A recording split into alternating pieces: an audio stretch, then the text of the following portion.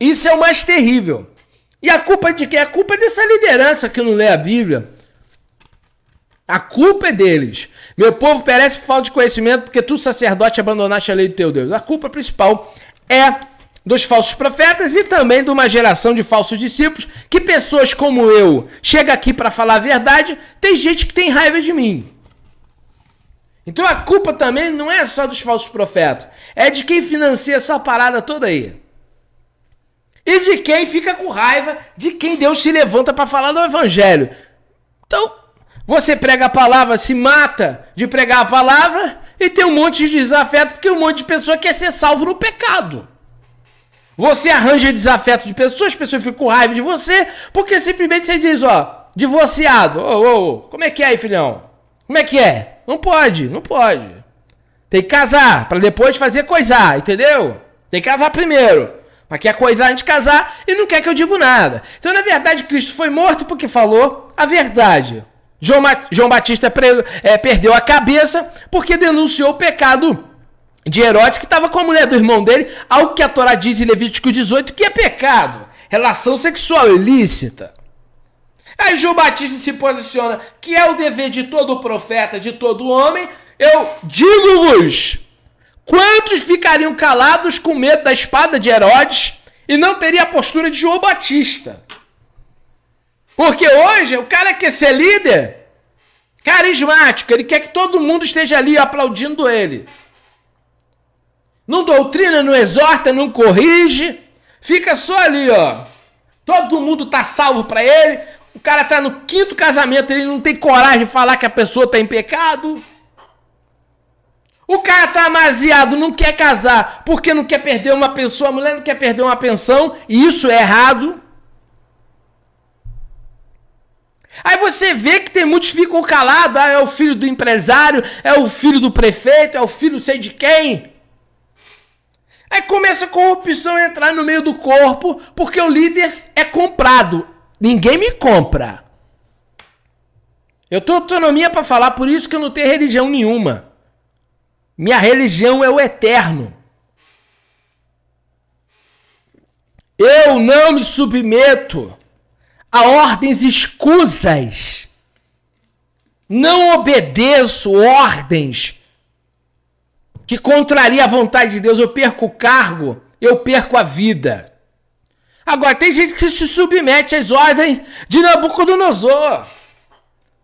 Quer comer bem na Babilônia.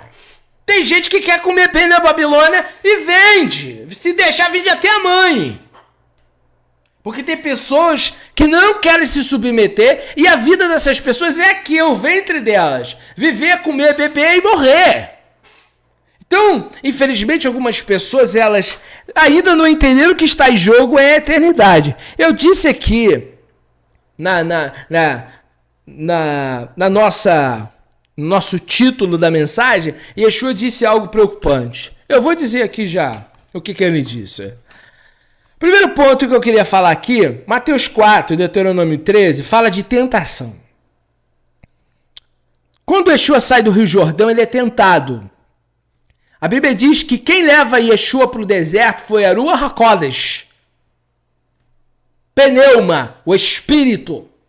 Tá, com letra maiúscula ali. Foi o Espírito de Deus que levou Yeshua para ser tentado pelo Satã. Satã ofereceu coisas a Yeshua e Yeshua resistiu. Depois que ele sai das águas, ele é tentado. Por que alguém que teme a Deus é tentado? Primeiro, alguém que diz que quer Deus comprou briga com o mundo e com os demônios. Então, alguém que se posiciona tem que saber que agora ele tem inimigos. Irmãos, não tem jeito, não tem como se esconder. As trevas estão vendo que você é luz. Não tem como se esconder. Tem como ser protegido por Deus. Yeshua fez uma oração sacerdotal dizendo, eu não peço que os tire do mundo, mas que os guardem. Nós vamos estar aqui, temos que prevalecer através da nossa fé. O diabo vai atacar, vai lançar seta, vai tentar de tudo. Mas quem ama a Deus faz o quê? Guarda os seus mandamentos. Yeshua falou. Então veja só, por que somos tentados? Porque nós declaramos que queremos a Deus. Qual é o objetivo do diabo? Tentar provar que nós estamos errados, que nós não queremos a Deus. Por isso que uma vez que você declara, ao descer as águas, que você quer a Deus, tenha ciência do que você está fazendo, porque Yeshua disse assim, qualquer pessoa que vai construir uma casa, primeiro ele se senta e vai calcular quanto que vai gastar. Para quê? Para que tentando fazer uma obra, deixe a obra pela metade. Yeshua está dizendo, você precisa ter ciência o que é servir a Deus no mundo caído.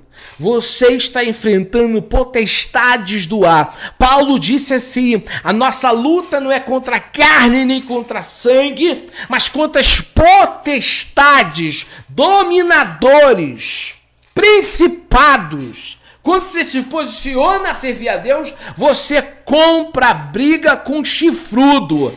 Ele é o teu adversário. Ele é o meu adversário. Por isso seremos provados, porque o diabo vai oferecer o que ele tem no mundo caído. Prazer, poder, fama. Ele vai tentar colocar na frente de um crente algo para desviar ele de Deus, como fez na tentação de Jó, perseguindo Jó. O que o diabo disse para Deus? Tu o cercas, tu o guarda, tira a mão de guardar ele, que tu vai ver que ele vai te blasfemar. Quando Deus tocou nos bens de Jó, na família de Jó, Jó disse, Deus me deu, Deus tomou, bendito seja o nome do Senhor. Percebe isso? Até a saúde Jó perdeu. Qual era o objetivo do diabo? Tentar mostrar para as criaturas celestiais que Jó seria, porque para Deus não precisa provar nada, Deus já sabe o futuro. Ele sabe tudo, ele é. Então, mais os anjos que estão à volta. Satanás queria levar Jó a blasfemar contra Deus. E Deus já sabia que Jó seria fiel. Então observe, a tentação de Jó era para provar, o diabo queria provar que Jó ia blasfemar contra Deus. Então você observa que a luta aqui é pelo culto a Deus. As pessoas não entenderam que largar o pecado é uma obrigação de quem ama a Deus. Porque o pecado é obras do diabo. 1 João, capítulo 3. Então nós temos que ter cuidado. Porque muitas das vezes as pessoas estão falando de Deus, mas não vivem Deus. Isso é um problema. Então, é muito importante a gente começar a analisar a nossa vida para sabermos se de fato estamos com Deus ou se estamos numa fantasia. Porque é isso que alguns andam vivendo. Uma fantasia. O objetivo da tentação é provar a fidelidade e a palavra dada no batismo.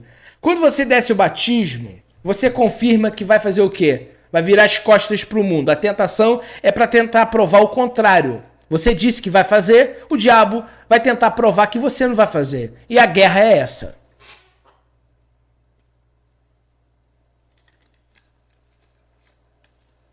É por isso que ele tenta. Ele quer te chamar de mentiroso, filhão.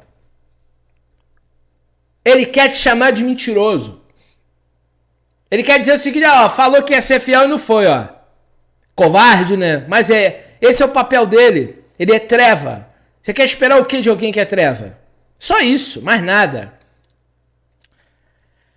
Então, o evangelho fala de dois caminhos. Observe que tem o caminho largo. É o caminho espaçoso. E tem o caminho estreito, que é o caminho da salvação. Então você significa que temos a opção de andar no caminho certo. Observe, Imagine que se só existisse o caminho do pecado. Se Yeshua está falando, olha só isso aqui. Se Yeshua está falando que tem o caminho largo e o caminho estreito, é que existe a opção de obedecer. Existe o caminho de obedecer. Você não tem que viver pecando. As pessoas querem dizer o seguinte: não, a gente é pecador, a gente nasceu assim, Deus é amor. Pra quê? Dizer que não importa mais se você erra ou não, condicionando o homem num caminho só. Sendo que Yeshua está dizendo que você tem a opção da salvação no caminho estreito. Então é opcional. Não teria opção se só tivesse um. Pegou? É forte, né? Você tem opção. Se não houvesse opção, não teria dois. O que não é não ter opção? É quando só tem um. Eu não tenho opção nenhuma. Digamos, eu tenho um Uno. A minha opção de carro é essa. Se eu tivesse dois, se eu tivesse um Uno e um Gol, eu teria uma outra opção. Entende? Tô com uma água aqui com gás. Eu tenho outra opção. Água do filtro. Agora imagine se você só tivesse o caminho. Você não teria opção. Só que tem dois. E para andar, tem que escolher. Então, não venha pecador se fazer de vítima. Você tem opção, se não tivesse, só teria um caminho. Eu não tenho escolha, então eu só tenho que andar nesse. Só que Cristo botou um estreito e tem um largo. É opcional. Pode dar desculpa que você quiser. É opcional. Você está optando a viver essa vida, porque tem dois caminhos, você pode acertar. É só você se esforçar.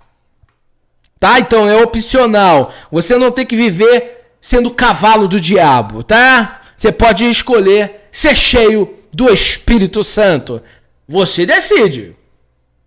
O livre-arbítrio é isso. Tem opção. Você quer quem? Deus ou capeta? É opcional. Tem gente aí dizendo que ama o diabo. Isso é o quê? Opção. O cara escolheu servir o capeta, ama o diabo, o problema é dele. Mas não vai poder reclamar das consequências. Tá entendendo? E aqui tá o ponto. Por que Deus deu livre-arbítrio? Imagine se ele só desse um caminho. As pessoas não teriam opção de errar. Escolher outro caminho. Você tá entendendo? Obediente é aquele filho que tem opção. Mas opta em viver. Obedecendo. Sabe? Servindo. É opcional. E aqui tá o ponto. As pessoas estão preferindo adorar o diabo, gente. Estão preferindo adorar o diabo. E Deus está permitindo. Por quê? É a opção dessas pessoas. Só que vão morar com o diabo quando morrer, tá? É simples assim. Deus não vai te forçar a nada. Contrapartida, você, para andar no caminho estreito, você tem que fazer renúncias, porque o seu Yetzirah quer prazer. Seu Yetzirah, o meu Yetzirah, o nosso Yetzirah, quer pecado. Então o que você tem que fazer? Renunciar para poder andar no caminho estreito. E aqui que tá. Quando eu falo que tem opção, tem preço. Por que as pessoas não estão andando no caminho estreito, Felipe? Não é porque não tem opção. Tem opção. É porque tem que renunciar à vaidade, o pecado, a lascívia, a vida fácil. E por não querer perder a satisfação da carne, as pessoas preferem servir o diabo. Eu não fico sem me coisar. Eu não fico sem. Eu não fico sem. Entende? Você tem opção. Não faz porque não quer. Se você está fazendo a vontade do diabo, é porque você quer, é porque você não quer pagar preço. Amém? Tem opção. Tem dois caminhos. Você não teria opção se fosse um caminho só. Tem que lutar contra si mesmo. Dizer não às suas vontades.